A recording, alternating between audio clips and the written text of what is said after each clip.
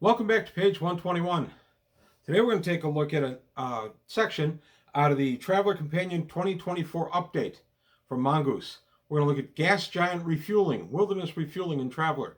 This has always been a big part of Traveler, always an exciting part of Traveler, but not one that's been very well detailed. There's been a lot of articles about it, but I like this one. This one's it's a current article. It's also more readily available than a lot of others. So I'm going to use this as my go-to for this video. And we're going to take a look at what happens when you go into a gas giant to skim for fuel. Also, quick reminder, please go ahead and subscribe to the channel. Let's keep the channel growing. And also, please take a look at Patreon. If there's anything you do to keep the channel growing in that way as well, I would appreciate it. That's it. End of commercial. Back to this from the 2024 Traveler Companion Update. Gas giant refueling. Today on page 121. Okay, from the Traveler Companion Update 2024 by Martin Doherty, we're going to go to page 163, and we're going to look at gas giant operations. I always love refueling in a gas giant. It's a potentially very exciting section of any Traveler game. I also want to point out I took a look at this entire book not too long ago on the channel. It's a really good book. I'm very glad I got it. And this was, I have to be honest, the Traveler Companion was one I was kind of hesitant to pick up. And then they did a deal where you got the old version and the new updated version in one deal, and it was too good a deal to pass up. So I'm really glad I got this. So for gas giant operations, I'm going to blow this up a little bit so it's a little easier to take a look at. Skimming fuel from a gas giant is a common practice, requiring rapid transit through the upper atmosphere to force gas into the scoop. You go in with your full fuel scoops, hard to say, open, and you take the fuel in, you refine it, and condense it down so you have hydrogen with which to power your vessel. You get the liquid hydrogen, fill your tanks, and you go. What I liked about this article is it shows the different layers of the gas giant. It breaks it down 1 through 6, which I found really useful in doing the gas giant operations. I don't make an ordinary refueling a dangerous situation if it's just a regular group going into a gas giant to refuel. I do that as kind of a routine thing. I don't make a lot of rolls for it. The only time I make a big deal out of it, of course, is if they're hunting someone in a gas giant or being hunted in a gas giant, a common occurrence. Also keep in mind, gas giants are huge, and it's going to take you some time in the jump shadow of the gas giant to get to and from. So you have to add that into the time that the refueling takes as well. So refueling can take quite a bit of time. So the first layer you get into, well, it says first off, as a general rule, the deeper in the atmosphere a ship goes, the harder it is to detect and the faster it can fill its tanks with liquid hydrogen. However, turbulence is greater at these depths, imposing difficulties on the controlling ship, or in controlling the ship. So the outer layer is the wisp. The outer layer of a gas giant's atmosphere is too thin to skim for fuel or fully conceal a ship, but it does impose some drag on the vessel, so you can theoretically have some problems with it, and it would take days or weeks to become a serious problem if you lost power in this area. It's still something you have to be a little cautious about. Then you get to extreme shallow. Layer 2, the upper layers of the atmosphere are not subject to much turbulence. It's possible to skim fuel from the extreme shallows. It will take 10 times as long as in the deep zone. Power loss will result in orbital decay in 8 die hours, and there's no serious turbulence effects at this level and no penalty to pilot's checks.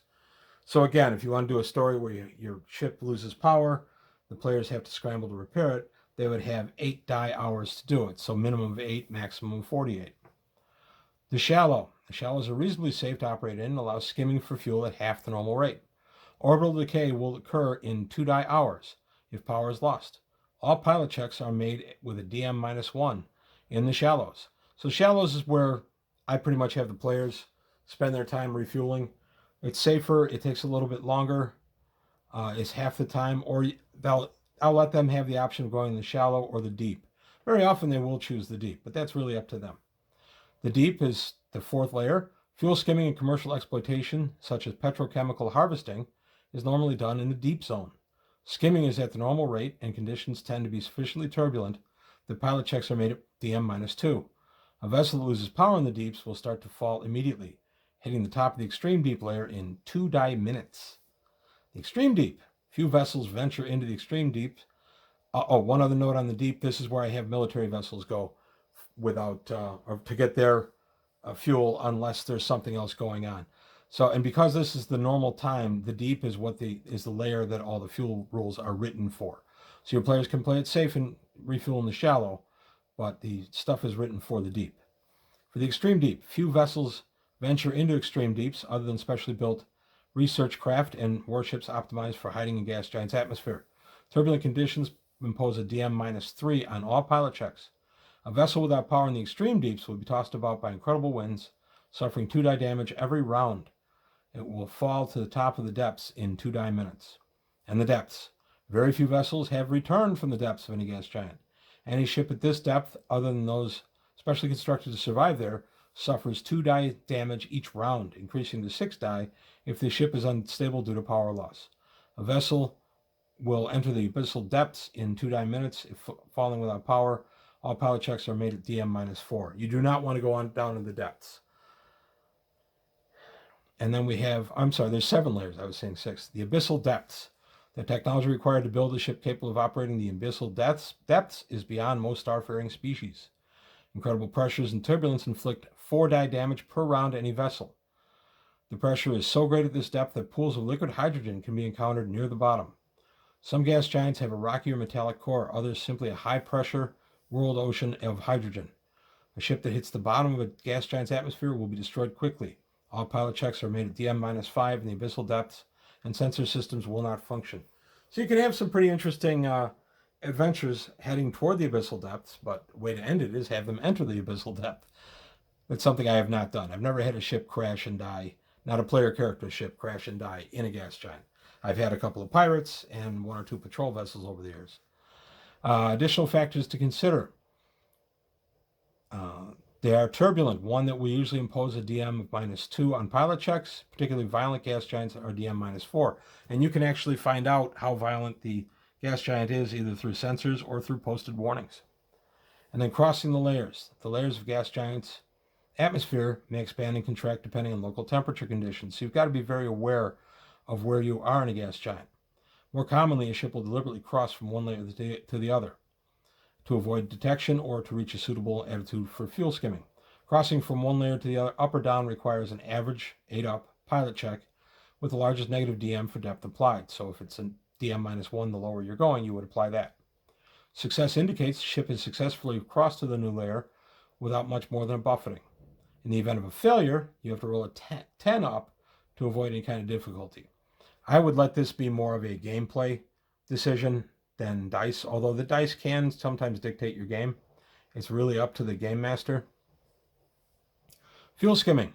Fuel skimming takes a number of passes during which the ship opens its scoops and forces gas into them by moving fast through the atmosphere, or by simply pointing into the wind. A ship can skim fuel equal to 1% of its hull tonnage per pass, with a pass typically requiring 2-die minutes. Thus, a vessel wanting to obtain 20% of its hull tonnage and fuel in the deep layer will need 20 passes, averaging about 7 minutes each, for a total of 140 minutes. Skimming would take twice as long in the shallow layer, but would be safer. So again, if your players are nervous a little bit about being in skimming for fuel in the deeper layer, they could stay up in the upper shallows. Sensors in combat. This is what we all use gas giants for, at least what I use gas giants for. Can be a lot of fun. Sensors in combat. Sensors and beam weapons are attenuated by the thick atmosphere of the gas giant. All checks to detect another vessel are subject to DM-2 per layer the ships are apart. Thus, if you're outside the gas giant and they're down 2 or 3 layers, you're going to have a -2 per layer modifier to your sensor check. It's a good place to hide. Sensor system defense boat patrolling the Wisp suffers a DM-4 to spot a pirate ship hiding in the shallow layer. It's common to seed sensor drones into gas giant atmospheres to offset the problem. Drones are very short-lived in the deep zone, so tend to be positioned in the higher areas. Ships with access to drones can be considered to be sensing from the Wisp. Extreme shallows or shallow areas, whichever is most beneficial. The Wisp's extreme shallow or shallow. A ship outside the Wisp zone with no access to sensor drones would suffer DM-2 for each layer down the target was hiding. Energy-based weapons are halved for every layer the firing ship is down, and each dice of damage is reduced by 1 point per layer the ship is down. Thus, the ship firing a pulse laser into the deep zone does only 2 die minus 8 damage if it hits. And missiles and torpedoes do full damage in a gas giant's atmosphere, but may be destroyed if they cross between layers. Weapons designed for use in these conditions, torpedoes used as mine seeding and such, can safely cross on a 6-up. For stand-up missiles and torpedoes, it's an average of 8-up. However, this does not apply when shooting into the wisp, extreme shallows, or shallow layers. Ships in these areas can be attacked normally by missiles fired from outside the atmosphere, making the positioning of other vessels in a high guard position very important. So I like that, and I like that it gives you a little bit of how you would actually fly high guard during gas giant operations. High guard is one of my favorite things about Traveler. It's one of the things that hooked me initially for Traveler, and it's one of the things that keeps me coming back. Gas giant operations, another thing, an aspect of Traveler I've always loved. I've not done much shenanigans with gas giant operations, honestly. I've done games where I did an active military campaign years ago where I did do a lot of hijinks in gas giants because mostly they were lurking by the gas giant trying to catch pirates. So I did do some stuff there. But an average game where the players are flying a scout or just a merchant, I don't do a ton with gas giant unless I plan on some type of pirate encounter. The gas giant operations I will just kind of let be part of the service that the ship goes through and then continue on. But that's just the way I do it. And I don't always do that. I've done a few moments where the ship seemed to be in peril and that kind of stuff. But gas giant operations can be a ton of fun for you as the GM and for your players, and can definitely keep your players on their toes. So that's all I've got today on page 121. I recommend this the Traveler Companion 2024 update highly. I did a video on it a few months ago if you want to take a look at that. And that's all I've got today on page 121. Thanks for watching, and I'll see you next time.